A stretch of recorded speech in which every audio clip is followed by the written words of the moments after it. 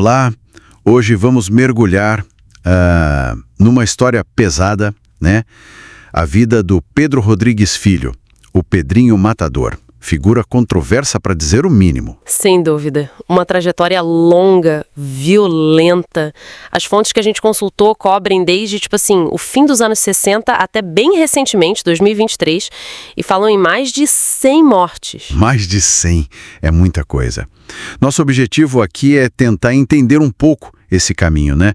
Da infância conturbada até o fim dele. Exato.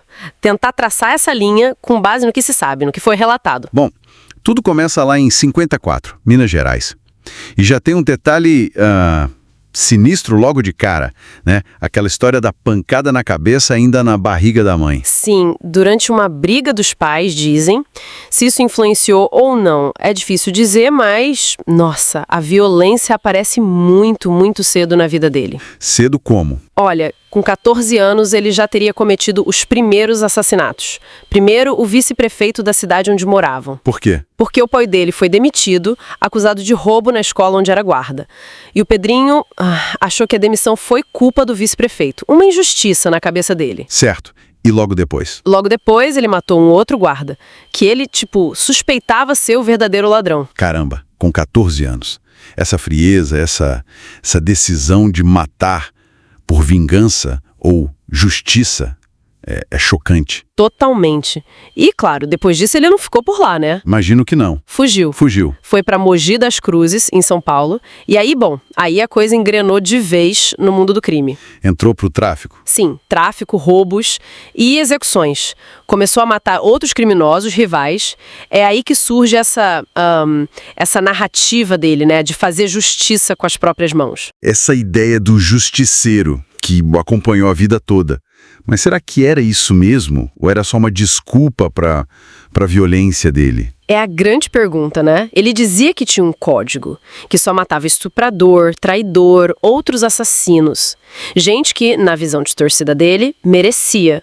Só que essa linha é muito, muito perigosa. Perigosa e, imagino, conveniente para ele. Com certeza. Tem aquele episódio da vingança pela morte da companheira dele, a Botinha. Ele descobriu quem matou, invadiu uma festa lá dos rivais e matou um monte de gente. As fontes falam em pelo menos 7 mortos nessa chacina. Uma demonstração clara de força, de fúria. E essa violência toda não parou nem com a prisão, porque ele foi preso, né? Foi preso em 1973, mas a prisão parece que virou um novo palco para ele. A contagem de mortes continuou, só que dentro do sistema. Dentro quantas? Olha, os relatos indicam que ele matou pelo menos 47 outros detentos. 47? Meu Deus, quase 50 pessoas. Dentro da cadeia. Exata. E sempre com a mesma justificativa. Eram presos que, segundo o código dele, tinham que morrer. Ele chegou a dizer em entrevistas que gostava de matar, que só se sentia feliz com sangue nas mãos. É perturbador ouvir isso. Perturbador é pouco. Isso levanta muitas questões sobre o controle dentro das prisões também, né? Enfim, ele foi condenado a uma pena enorme, mais de 400 anos. Como é que ele saiu? A pena era gigantesca no papel. Mas no Brasil, a lei limita o tempo máximo que alguém pode ficar preso em regime fechado, que na época era 30 anos, depois mudou um pouco. Então, depois de cumprir 34 anos, ele foi solto em 2007. 34 anos? Uma vida. E aí, fora da cadeia, ele tentou mudar? Então, aí vem uma fase curiosa. Ele deu entrevistas, criou um canal no YouTube, tentou passar uma imagem de arrependido, sabe? Quase uma celebridade do crime que se redimiu. Funcionou? Mais ou menos. Parecia sempre meio ambíguo, sabe? Tinha uma frase que atribuem a ele que resume bem. Dizia que era um homem de Deus, mas que, se necessário, mataria de novo. Que coisa! Homem de Deus, mas mataria de novo? Pois é. E, de fato, ele voltou a ser preso em 2011 por outros crimes como motim e cárcere privado. Mas ficou pouco tempo e saiu de novo. Essa dualidade é complexa. E, no final das contas, a violência que ele praticou a vida toda acabou voltando para ele, né? Exatamente. Foi o que aconteceu. Em março de 2023, ele tinha 68 anos, foi executado a tiros. Lá em Mogi das Cruzes, a mesma cidade para onde ele fugiu lá atrás, adolescente. Como foi? Ele estava na rua, na frente da casa da irmã, parece. 2 homens chegaram num carro encapuzados e atiraram várias vezes. Um fim violento, espelhando a vida que ele levou. A suspeita é acerto de contas, imagino. É a linha principal, sim.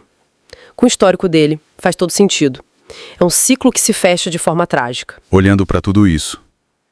Infância difícil, crimes brutais desde cedo, essa ideia de justiça, décadas na prisão continuando a matar, a liberdade conturbada e a morte violenta. É um padrão claro, né? E deixa a gente pensando. Pensando em quê, exatamente? Bom, quando alguém começa nesse caminho, tão cedo, justifica os próprios atos como se fosse uma forma de justiça e, no fim, é vítima do mesmo tipo de violência.